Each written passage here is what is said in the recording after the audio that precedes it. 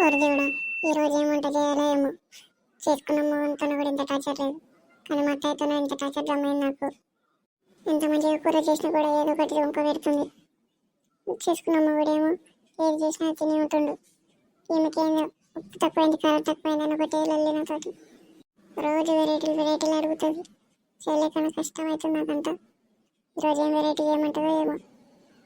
నేను సొంతంగా చేస్తేనేమో నీకు నచ్చింది చేసుకున్నావా అంటది, కుకింగ్ చేస్తేనేమో ఇట్లయింది అట్లయింది అంటది. అమ్మ సుశీల, ఏం చేస్తున్నావు? ఏం లేదు అత్తయ్య గారు, ఏం చేయాలని ఆలోచిస్తున్నా. ఏం చేయమంటారు ఈరోజు వంట? అవునా, ఈరోజు ఏం చేస్తావు అబ్బా?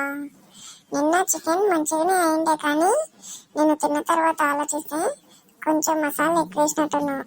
కడుపులో అంతా ఎట్లనో అయింది.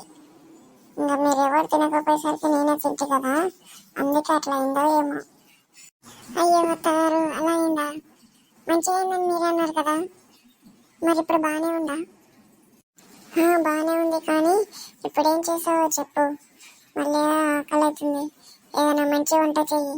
మసాలాలు అవి జర చూసేసుకొని చెయ్యి, ఆకలి అవుతుంది. అదే అత్తయ్య, ఏం చేయాలో నాకు అర్థం అవ్వట్లేదు. ఈరోజు ఏది చేయాలో మీరే చెప్పండి, మీకు నచ్చిన వంట నేను చేస్తాను. అరే, ఈరోజు ఏం చేస్తాం?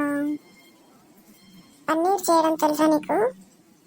పన్నీర్ కర్రీ, అది చెయ్యి ఈరోజు. అత్తయ్య గారు, నాకు తెలుసు అది. నేను చేస్తాను, మంచిగా చేస్తాను అత్తయ్య గారు. వాటికి చపాతీ చేయాలా అత్తయ్య గారు? పన్నీర్ కర్రీ అత్తయ్య గారు, సరేనండి. వాటికి చపాతీ కూడా చేస్తాను. అమ్మ, చపాతీ ఎక్కువనే చెయ్యి, మళ్ళీ సరిపోదట్టు, 1-2 తింటే సరిపోదు. సరే అత్తయ్య.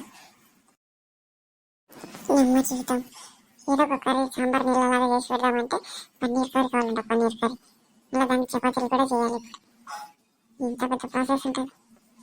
ఇదేం కర్మరాను. మళ్ళీ నేను ఒకదానే చేయాలి. వచ్చి ఇట్లా హెల్ప్ చేస్తామని కూడా లేదు, సాయం చేద్దామని కూడా లేదు. పోయి టీవీ చూసుకుంటా, సీరియల్ చూసుకుంటా కూకుంటుంది. నేను ఒక్కదాన్ని ఇట్లా సంభాళాలి. ఇట్లా కాదు, మీకు ఊక కర్రీ స్పైసీ అని అడుగుతుంది. ఓ రోజు మోషన్ టాబ్లెట్ వేసి చెప్తా, ఇంకోసారి అడగకుండా చేస్తా. ఏ రోజే ఎందుకు, ఈ రోజే చేస్తా.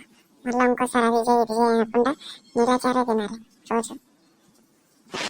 మా ఆయన ఉన్నాడు, ఏం చేయాలో కూడా ఫోన్ చేసి చెప్పాడు. ఏది వేస్తే అది గడ్డిలా తినుకుంటూ పోతాడు, ఏం అడగడు చేయడు. వీళ్ళ అమ్మ అయితే అది కావాలి ఇది కావాలి అంట. ఏదైతే ముందు ఈరోజు మోషన్ టాబ్లెట్ వేసి చూపిస్తా, రాత్రి అంతా నిద్ర లేకుండా చేస్తా.